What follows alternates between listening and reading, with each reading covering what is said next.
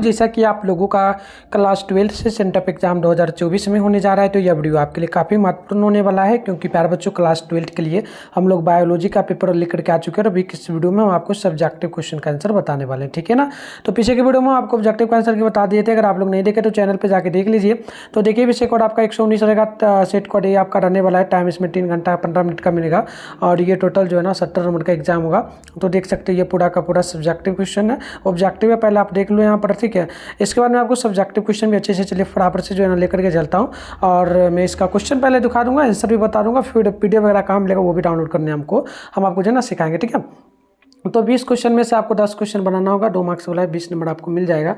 तो आप यहाँ पर देख लेना, पहला क्वेश्चन आपसे बोला गया कि डीएनए जो ना संपरीक्षक क्या है, जैव प्रौद्योगिकी में इसकी क्या उपयोगिता है। क्वेश्चन नंबर 2 आपसे बोला कि मृगस्थल या पादपों और जंतुओं के अनुकूलन पर टिप्पणी लिखे। 3 नंबर है मानव नाभि नाल तथा अपरा को परिभाषित करें। 4 नंबर के खाक जाल को उदाहरण से समझाएं, और 5 नंबर के किन्हीं 4 यौन संचारित रोगों के नाम लिखिए। आगे देखिए आपके सामने 6 नंबर क्वेश्चन है कि डीएनए लाइगेंस तथा काइटिनेज के बारे में बताएं, और 7 नंबर क्वेश्चन है कि परागन से आप क्या समझते हैं, परागन की क्रियाविधि को लिखें। 8 नंबर के मुकुलन को उदाहरण सहित समझाइए।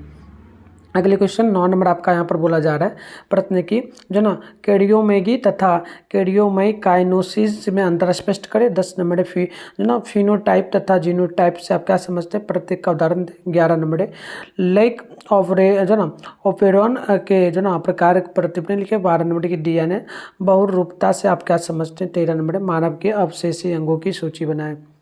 नेक्स्ट क्वेश्चन 14 नंबर है कि जैव विविधता के किन्हीं 3 भागों के नाम लिखिए। क्वेश्चन नंबर 15 है पुनरावृत्ति सिद्धांत से क्या समझते हैं, और 16 है कि भारत के 4 राष्ट्रीय उद्यानों के नाम लिखे। और 17 नंबर की उस जीवाणु का नाम बताए जो बीटी विष उत्पादित करता होगा। क्वेश्चन नंबर 18 है जीवाणु तथा कवक अपघटक क्यों कहलाते हैं। चलिए आगे बढ़ते हैं।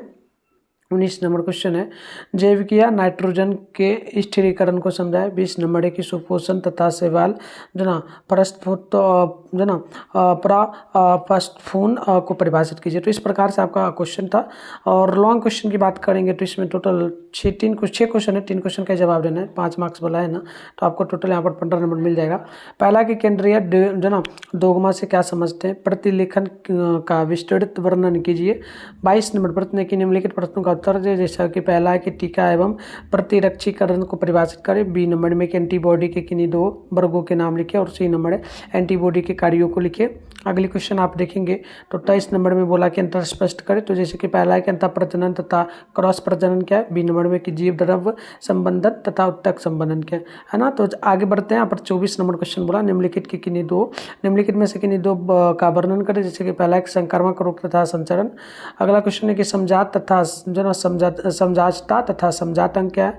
सी नंबर में बोला गया कि फाइडेरियोसिस क्या है। और डी नंबर के टी लिम्फोसाइट तथा वी लिम्फोसाइट बताइए। तो चलिए इस प्रकार से क्वेश्चन है। आगे बढ़ते हैं 25 की ओर। तो इसमें आपको किन्हीं एक का चित्र द्वारा दर्शाना, जैसे कि एड्स विषाणु की संरचना।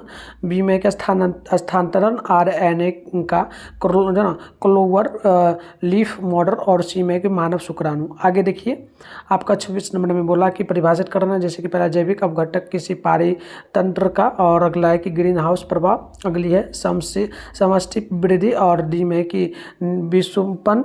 उसके बाद सी नंबर में दिया कि जैव उपरक्त। इस प्रकार से आपको मैंने टोटल क्वेश्चन को दिखा दिया।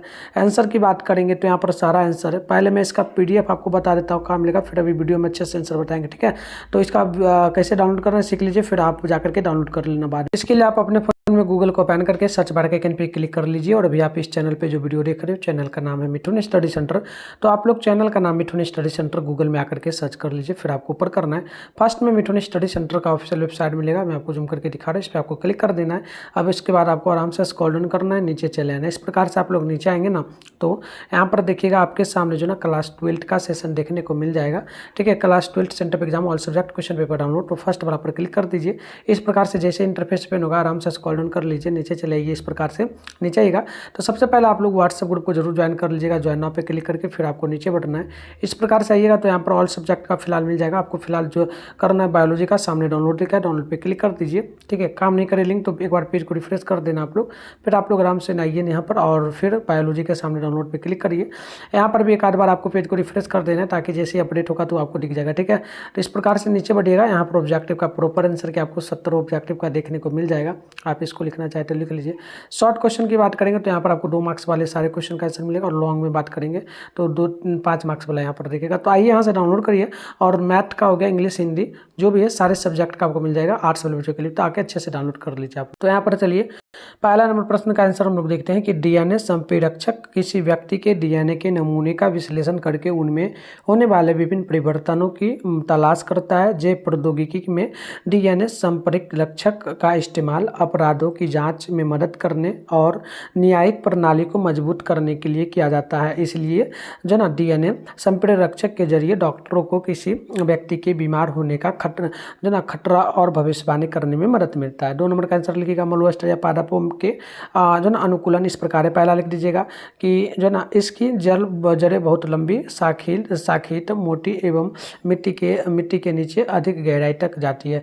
बी में लिखिएगा इनके तने जल संचय करने के लिए जो ना मांसल और मोटे होते हैं। अगला लिख दीजिएगा रंध्र स्टोमेटर गुहा में धंस जाते हैं। और अगला लीजिएगा पत्तियां छोटी जो ना सल्पपत्र या कांटों के रूप में परिवर्तित हो जाती है। नेक्स्ट प्रश्न की आंसर आप देखेंगे तो यहाँ पर 3 नंबर का है जो ना प्लेटेसेंटा में माँ के रक्त प्रवाह के जो ना विनियम और भ्रूण के जो ना थर्मल विनियम के पोषक तत्वों को ग्रहण करने की अनुमति देता है, जबकि गर्भनाल गैसों पोषक तत्वों और अपशिष्ट के परिवर्तन के लिए प्लेसेंटा और भ्रूण को जोड़ता है। भ्रूण का अपरा भ्रूण का होता है जबकि मातृ अपरा माँ की होती है, दूसरी ओर गर्भनाल भ्रूण होती है। 4 नंबर का आंसर देखिएगा खाग जाल पारिस्थितिकी तंत्र में जीवों के होने वाले आहार संबंधों को दर्शाने वाला एक ग्राफ है। खाग जाल में ऊर्जा का प्रवाह सूर्य से शुरू होकर पौधों तक, फिर उनसे उन जानवरों तक होता है जो उन्हें खाते। खाग जाल में कई खाग श्रृंखलाएं होती हैं। चलिए इस प्रकार से आंसर होगा। और 5 नंबर की अगर बात करेंगे तो 5 में पहला का आंसर होगा आपका जेनिटल हपीज जो ना सिंप्लेक्स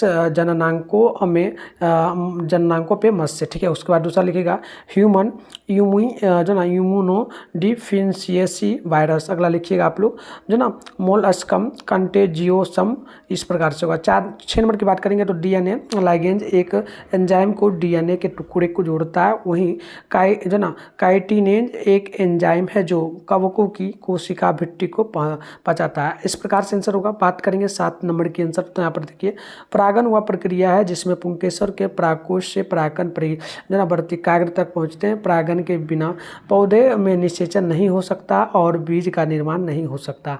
स्वपरागन जब एक फूल के परागन उसी फल फूल की वर्तिकाग्र पर पहुंचते हैं तो इसे स्वपरागन कहते हैं। 8 नंबर के आंसर की बात करेंगे किसी जीव के शरीर के बाहरी सतह की कोशिकाओं ने समसूत्री विभाजन से एक उभार बनाता है जिसे मुकुलन कहते हैं। मुकुलन निर्माण द्वारा अलैंगिक जनन की विधि मुकुलन कहलाती है। मुकुलन विकसित होकर के एक पूर्ण जीव बनता है, उदाहरण के लिए ईस्ट, हाइड्रा आदि। इस प्रकार से होगा। आगे बात करते हैं हम लोग 9 नंबर प्रश्न की आंसर, तो देखिएगा आंसर होगा कार्डियोगामी। इसमें 2 नाविकों का संलयन होता है जो एक द्विगुणित युग्मनज बनाता है। कैटिनेजिस जिसमें नाविक का 2 अनुगुणित या द्विगुणित संतति नाविकों में विभाजन शामिल था। 10 नंबर की बात करेंगे तो जीवों का अनुवांशिक संगठन अर्थात इनमें उपस्थित जीनों का संगठन उस जीव का जीन प्रारूप या जीनोटाइप कहलाता है, जबकि जीवों के शरीर का बाह्य संगठन अर्थात स्वरूप उसका फिनोटाइप कहलाता है। उदाहरण के लिए जैसे एक मटर के पुष्प के 2 फिनोटाइप। अगला देखिएगा पुष्प, लाल पुष्प एवं सफ़ेद पुष्प जो संकरण के बाद F2PD 3:1 के अनुपात में दिखाई देता है। तो इस प्रकार से शॉर्ट का आंसर हो गया। लॉन्ग की बात करते हैं तो लॉन्ग में हम लोग यहाँ पर आंसर दिए हैं 21 नंबर का। 21 का आंसर होगा केंद्रीय डोगामा क्रिंक के अनुसार आनुवांशिक सूचनाओं के एक जनादेशीय संप्रेषण को केंद्रीय डोगमा कहते हैं। अर्थात प्रोटीन संश्लेषण के लिए आनुवांशिक संदेशों का संचरण केवल एक ही दिशा में होती है या संप्रेषण यानी कि डीएनए से एमआरएनए प्रोटीन का अनुकूलन में होता है। 22 का आंसर होगा टीकाकरण और प्रतिरक्षीकरण का मतलब है किसी व्यक्ति को किसी बीमारी से लड़ने के लिए तैयार करना। दूसरा लिखिएगा इम्यूनोग्लोबुलिन जी, इस प्रकार से आप लिख दीजिए और सी में इस प्रकार से एंटीबॉडी आपके प्रतिरक्षक आते। तो इस प्रकार से लिख लेना आप लोग, ठीक है ना। चलो यहाँ पर बात कर लेते हैं हम लोग 23 नंबर का। तो 23 का ये प्रॉपर आंसर हो जाएगा, तो आप इसे लिख दीजिए। चलिए किस सब्जेक्ट का आपको आंसर चाहिए कमेंट करिए। मिलते हैं नेक्स्ट वीडियो में, तब तक के लिए बाय।